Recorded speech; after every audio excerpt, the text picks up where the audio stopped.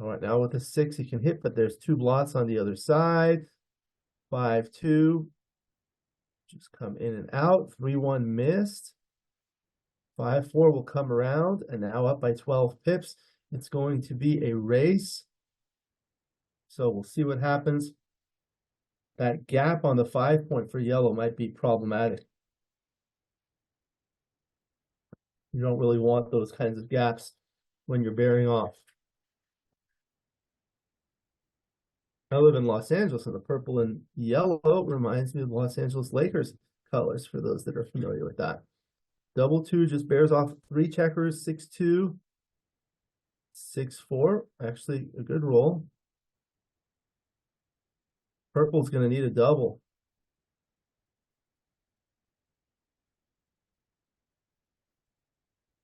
5-3. Okay, so we'll need a double 2 or better. Doesn't get it. So yellow wins. All right. I'll save the game and then we can analyze it.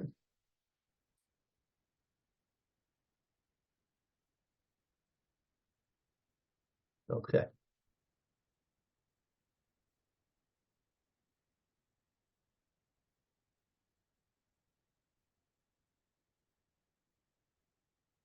I'm just going to adjust this to make it a little easier to see. Okay. So another relatively quick match, 3 games. All right. So we'll look at the first game. Here we go. The 4-1, you just make a split, and then the 2-1, you counter split. Now with the 6-3, that was good. There is the option of making the 3 point like this, but turns out to be a blunder. So you kind of look at the pros and cons of this.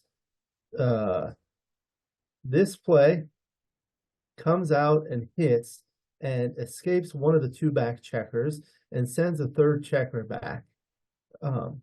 This one, it does make an inner board point, and it does unstack the 6 point, which is important. However, the point is a little bit deep. Now it's going to be a little difficult to fill in the 5 and the 4 points, which is what you really want for a solid prime. And you have these 2 back checkers still back that you're going to have to worry about. Okay, then the double 5. Okay, so this is something a lot of people oftentimes miss. So, like, I see a lot of people making this type of play. For example, come in and make the 3 point, resulting in this position. Not as good as this, because here, now there's a checker on the bar. So let's take a look at this. You select these 2 by selecting one by clicking on it, and then hit Control to select the other. Then you right click, you go to dice distribution. Okay, so dice distribution. So this is the top play on the left, the second play on the right. What I do is I double click this to make it into a 2D bar graph. It's a little easier to see. And then I click on the icon with the most red bars. Okay, so that's the strongest data. So this shows you like how the rolls play. Like, look at this. The equity is really high with the 3 dancing numbers. Okay, this is like a 600 millipoints of equity. There's nothing after the second play that's more than like 50 millipoints of equity. There are some like really bad numbers, but overall, no. You can also look at the dice map, but this doesn't show you the same thing because they're on a different color scale. So, for example, the highest one here is 575 millipoints, and that's the darkest green. Here, the highest one is 49 millipoints. So that's just not the same. I can put this on my dice distribution, which I have created to kind of account for this. Actually, this was basically a project by my 2 good friends, Travis Roberts and David Gallagher. So I'll show you what it is. What they do is they basically take this data, you copy it and paste it into an Excel file, and I have it in another in a PowerPoint where you can see that. So I'm just pasting that, and now I'll open that up so you can see this here.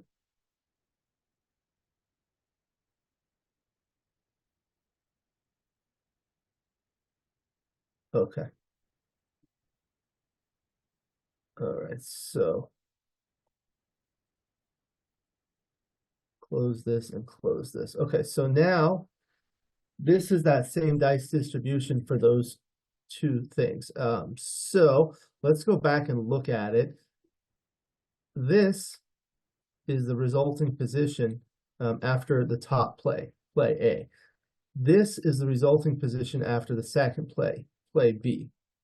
Okay, so look for example, you can see like 6-1 just hits right here, but here 6-1 misses everything. Okay, and other rolls like a double one. Oh no, I'm looking at it the wrong way. 6-1, 6-1 for purple dances, whereas here, you know, you could do something productive, like you can come down here. So let's take a look. This is the equity heat map. This is the same thing we saw in the dice distribution for the top play, play A making the ace point. And so this shows the equity after a double one, 2-1, 3-1, and double one. Double six and 6-1 are the highest because those are the dancing numbers. And this is the exact same thing for play B making the 3-point. They're on a color scale where the strongest is blue, the weakest is red. I used to have it in green to red, but some people said it was hard for them to differentiate. In any event, that's how they are. So, and these are on the same scale. So the highest value in either one is the darkest blue, and the lowest value in either one is the darkest red. Okay, so you see this -873. It's similar to that -799. Okay, so those are the top two panels. The panel on the lower left takes the difference between the equity value in a given cell on the upper right from the equity value in the corresponding cell in the upper left. So then you see the swing roll. So double one is huge, 1.233. So that's how much better it would be. And then on the lower right is a vertical bar graphic histogram of that. You can see it looks like 4-1 is higher than the double one, even though double one is 1.233, but the 4-1 is 0.652. The reason for that is a 4-1 occurs twice, 4-1 and 1-4. So when you add them up, it's like that. The alternative would be to have two bars for that. So basically, when you have these huge swings on the dancing rolls, that's the thing to learn from this. Okay, and then with this, you can see like the double one, you cannot move, 6-1, double six, you cannot move after the top play, and this is how they're played. Look at all these hitting rolls. Okay. Okay, so we'll go back. USBGF members, I think, what's the special membership? I don't remember what it's called. Anyway, you have access to that. All right, so then it was the double three, which was a good roll, coming in and playing 3 times there. And then it was a double six, and here it was a double, and it was a big pass. Here is a good exercise on what you can do to learn about doubling decisions. Okay, so the first thing is you can look at the dice distribution here. So like, let's say you look, you have to press after double take. Okay, so look at what double fours do.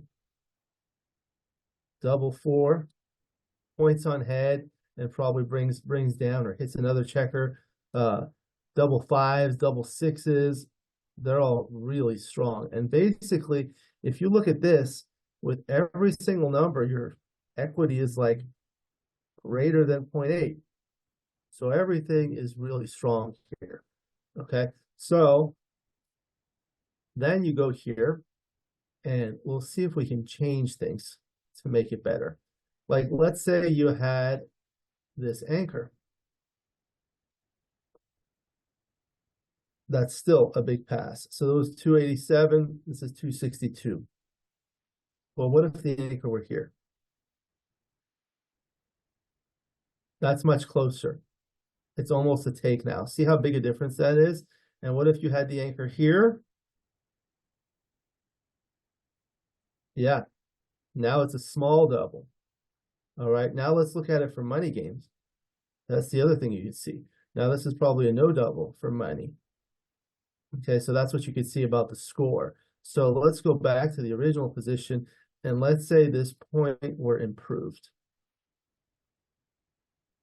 Now it's a bear pass. If it were the 4 point,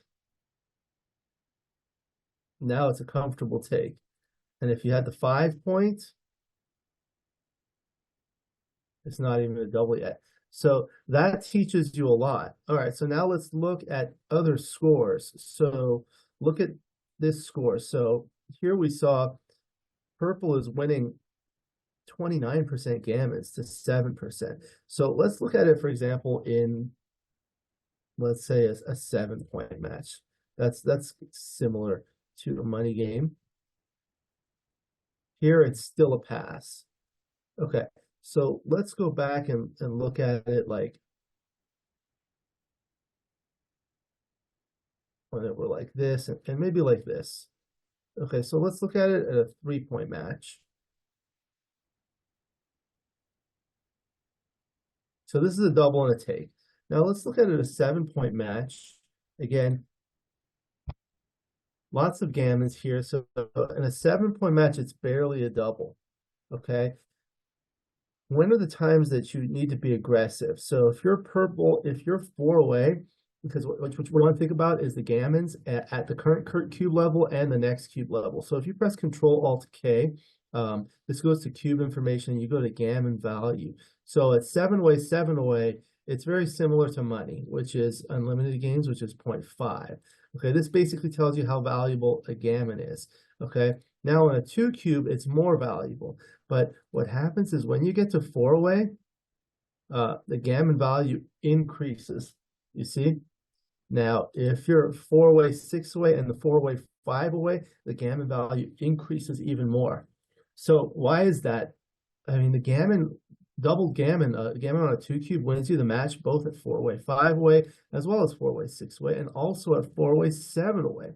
But the reason why it's more valuable at 4 away, 5 away is because your lead is not as much. At 4 away, 7 away, you already enjoy a 3-point lead. So you don't need it. It's not as urgent to try to get those 4 points. But when the opponent is 5 away, the opponent's close. So you really want to do that. 5-3, you notice you can come in with a 5 or you can come in with a 3. But you see on the other side, you can make the 10-point with the 3. So that's how you decide on coming in with the 5.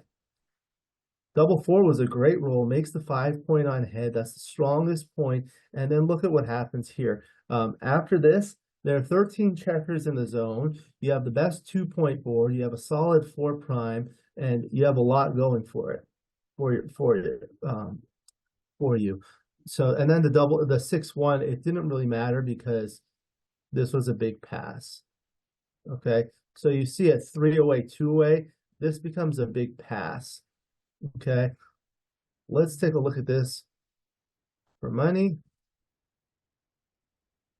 Okay, let's see what happens for money.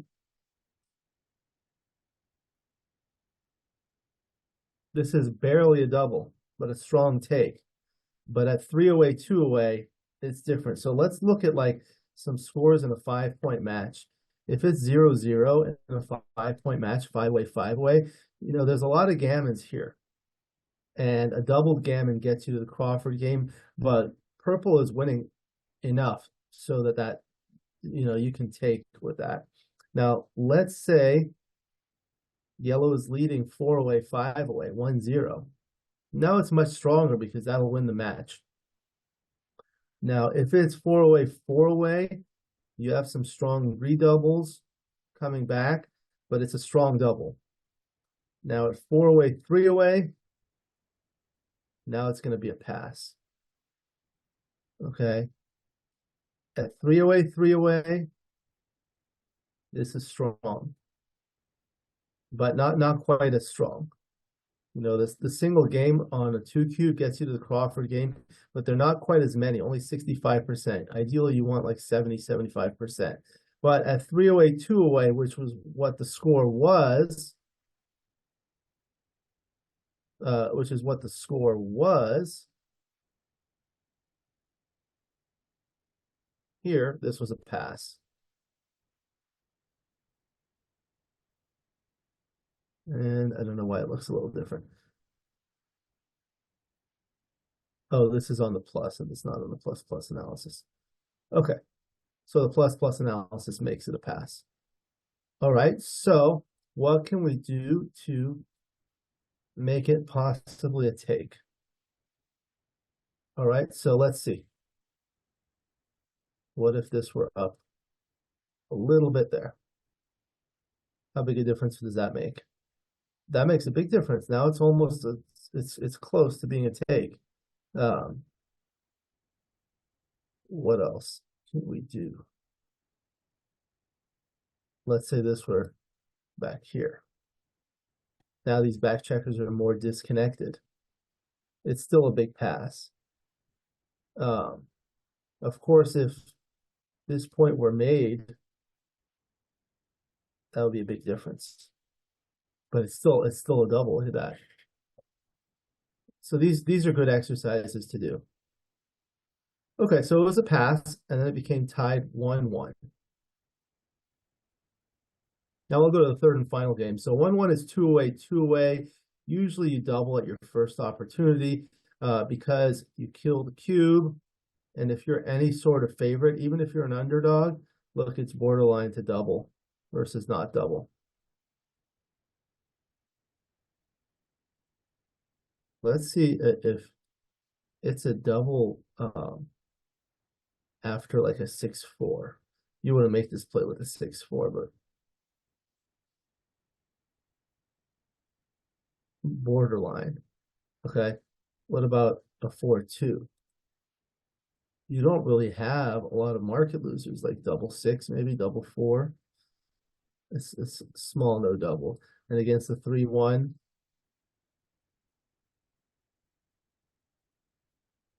it's not a double. Okay.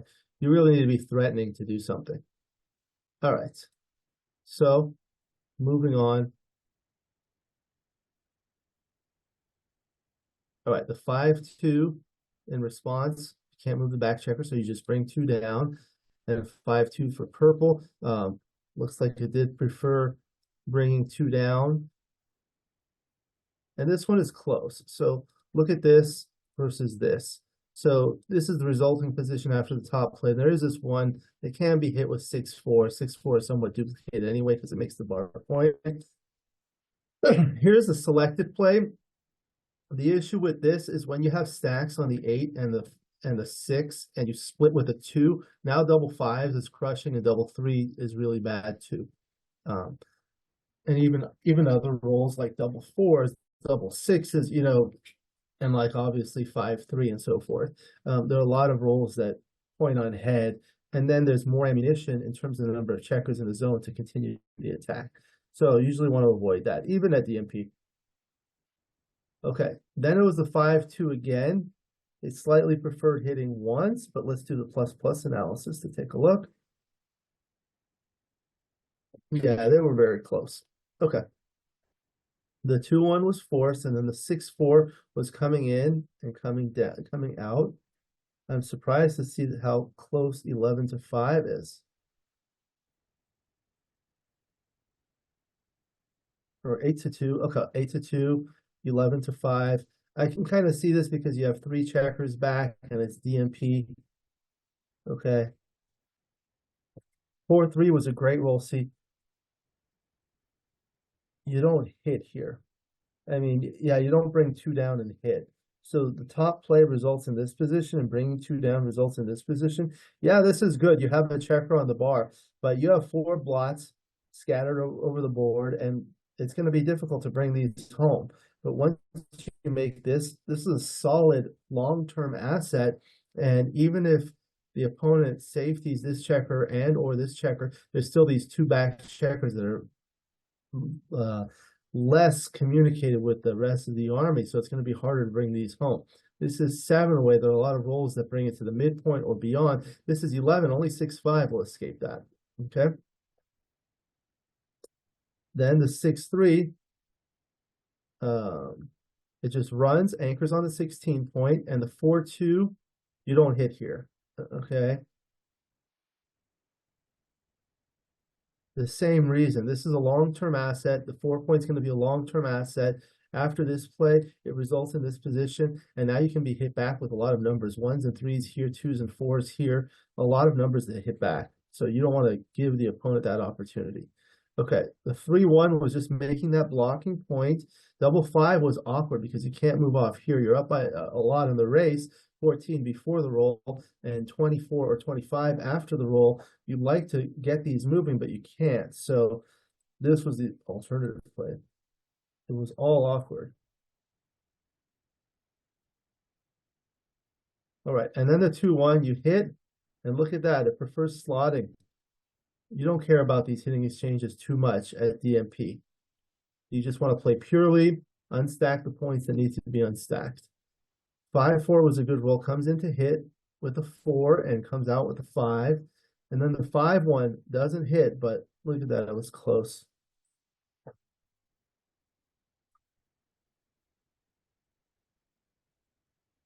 (24, 23, and 8-7). Wow, look at all those. That's close. Okay. Then the 3-2, you safety this and bring this up. Okay, very good. 6-3 makes his anchor and plays down. 10-4, no, I don't like that. And then another double 5, that's awkward. Bringing 3 down and 1 there. 4-1 makes the point and just splits from there. All right, and then 6-3 is a good roll. Comes out, comes around and hits. Leaves that shot and was hit this way with a 5 and a 3 there. 4-1 comes in and hits over here. Okay, so this was an interesting one.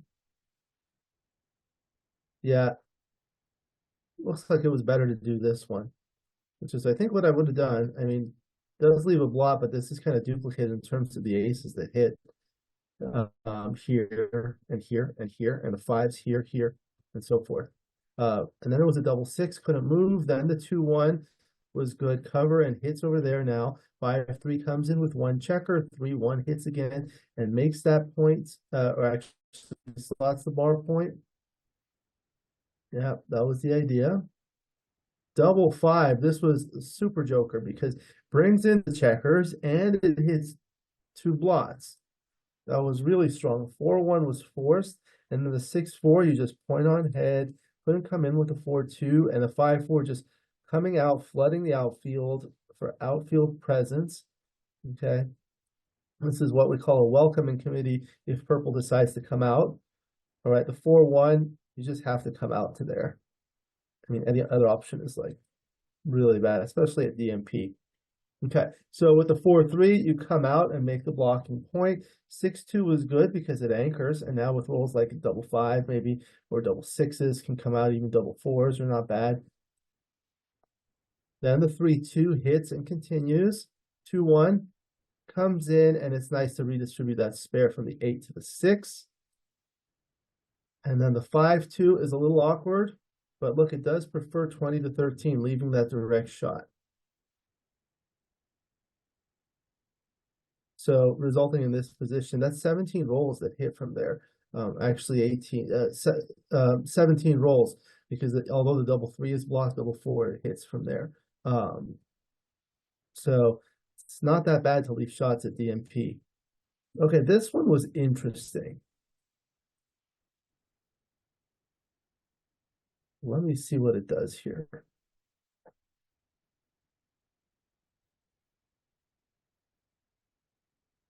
Because at first glance, it looks like you just want to bring it all the way out.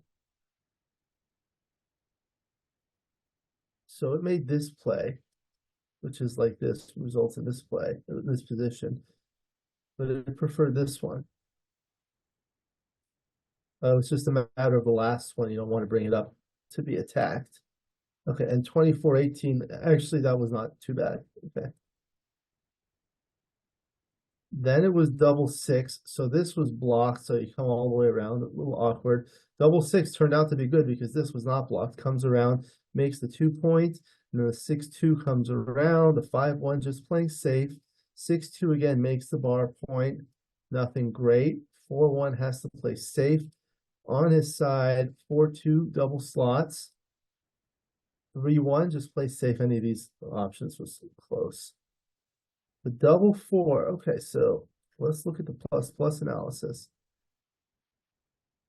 It preferred this play, resulting in this position.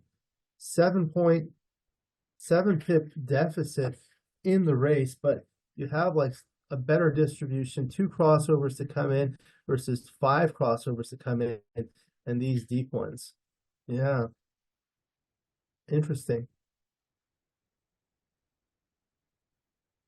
I guess I could fiddle around with that later. All right, then the 6-2, you had to come around. It wasn't forced, but you don't want to like bury checkers deep anyway. The 4-2 hit, 5-2, and this one preferred to stay back. Yeah, 7-5. Yeah, you want to kind of maintain the contact. It does work as a pseudo anchor, because it protects this area of the board, and there are 2 blots, so you can actually afford to do that. Let's see if we change the position to, let's say yellow had that point. Now it's a little bit more dangerous. Still. And what about here? It's because you're behind further in the race. What about there? Okay.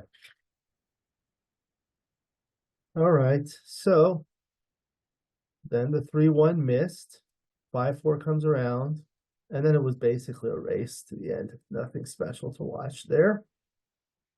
So that was a 3-point match. That was interesting and educational. I thought like there's a lot you can learn from those doubling decisions, looking at them, moving the checkers around, putting in different positions and looking at different scores to see when you have to be more aggressive and more conservative and things like that. I always learn a lot when I watch the bot play against itself or any 2 players, especially because this has the automatic transcription. So you don't automatically have it on XG and you can play around with it. Always a lot to learn. So that was another Backgammon bot versus bot video. Thank you for joining me. I hope you enjoyed this video. Please like and subscribe, and you'll be notified every time I upload a new video. Let me know what you think in the comments below, what you'd like to see in future videos so I can work on that. I appreciate your super thanks. These small donations help me continue to create the high quality content that you enjoy. And with the membership feature, you can get exclusive access to the most popular videos. Again, my book, Backgammon, Backgame Strategies, is available. There's a link in the description to where you can get it. And if you're interested in lessons, please contact me via email. My email address is also in the description. I look forward to seeing you in future videos. And until then, keep rolling your dice.